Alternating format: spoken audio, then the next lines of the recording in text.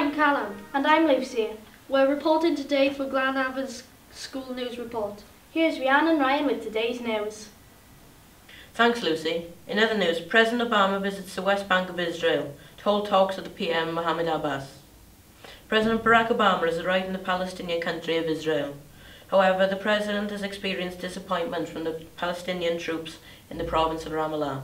Mr. Obama made his trip to Israel as president to hold talks with the Israeli dictators and Mohammed Abbas. The American leader will only spend a few hours in Ramallah.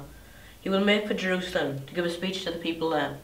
In the speech, President Obama mentioned securing a prosperous future for the Western world and the sovereign countries in the Middle East, and also to make peace between the two nations, such as the time of Golden Meir and President Nixon. The President has also visited an Israeli museum to examine ancient texts. Let's hope the presidential visit went well. That's all from us now, Ryan and Rhiannon. Today, there's been some interesting changes at Theatre Colwyn in Colwyn Bay. Here's Muntaha and Amy with the details. Thanks, Callum. One of Britain's oldest working cinemas is finally saying goodbye to their 35mm film screenings and catching up with the 21st century by going digital. Theatre Colwyn in Colwyn Bay is one of the last places in all of Wales to retire its traditional 35mm film screenings. The film reels have been in use at the theatre since 1909.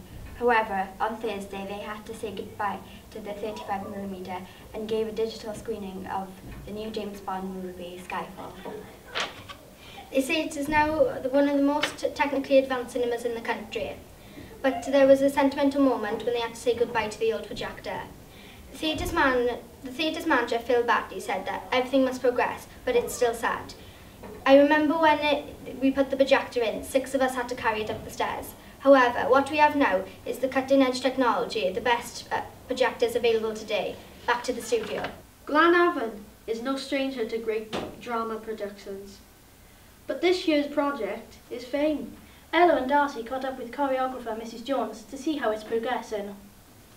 Hello, I am Darcy. And I am Ella. And we've reported on the Glan Afan production of Fame. Fame is a musical from the 80s. It's about 2 characters, Serena and Nick, who auditioned for the New York Dance Academy.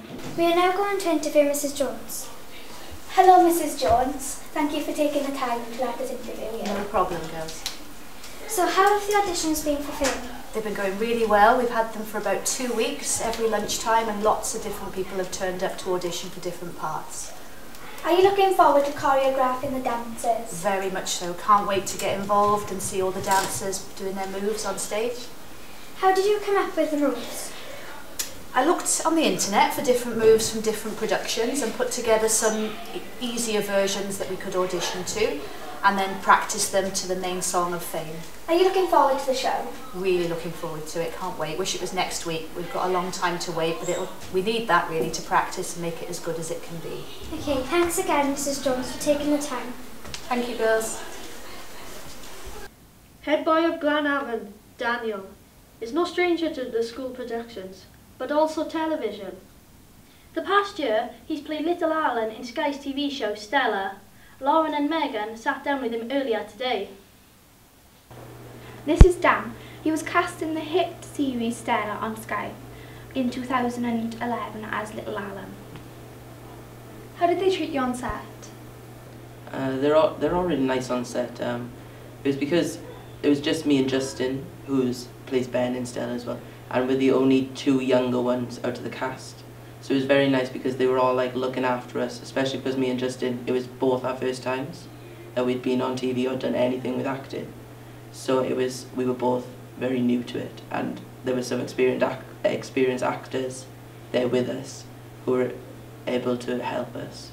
Did you ever think you'd get a part in such a successful TV series? No, because I only just started drama like 3 years ago. I've never done drama before and never found it interested in it before, but then when I started doing the school show, then that's when I started finding interest. So then I joined my drama school and I got an audition for Stella, and then that's how I've got TV now. So. Have you got any tips for young actresses and actors? Just join a local drama school and just be confident within yourself, because if you don't show what you've got, then you can't just get anywhere. And that's the same as anything. Thanks, Daniel, for joining us. It has been really fun interviewing you. The recent talks in Port Talbot about a super school have been creating much discussion throughout the town. Sam and Amy earlier spoke with Mr. Gibbon to see what he had to say. Are you looking forward to the merger of the schools? Yeah, I think it's very exciting. I think all three schools, I mean Glan Afan, Sandfries and Cudsart, in a sense the sort of facilities that we have are getting run down. So I think it'd be exciting to have a state-of-the-art school with everything that goes with that, and a new start. I think it's an exciting prospect. And in the sports news, as we all know, Wales won the RBS Six Nations this weekend to the delight of the country. Alex and Harry have the full story. On Saturday, England's fans were left stunned after a record defeat at the hands of the Welsh, losing the game by 30 points to 3. With the scoreline close after the first half, spectators believed they were in for a nail-biting finish. However, the Welsh side's relentless approach in the second half left England dumbfounded. England's defence soon cracked, giving away 2 stunning Cuthbert tries in the latter minutes of the match. This victory seals another RBS Six Nations win for the Welsh squad, who overcame a 7-game losing streak to win in the tournament. Thanks, boys. Here's Megan with the weather. Hello. Today, the weather in Port Talbot is wet and windy. There are highs of 6 degrees and the wind reaches highs of 13. It's going to be the same for Friday, but with a few dry spells, but with highs of 4 degrees. The wind will be quite cold as it reaches 4 kilometres an hour, so you better wrap up warm. It's going to be a lot nicer on Saturday with a few rainy showers and highs of 2 degrees with wind speeds of 11 kilometres per hour. Back to Lucy and Callum in the studio. That's all from the news team here. Thanks for watching and goodbye from us both.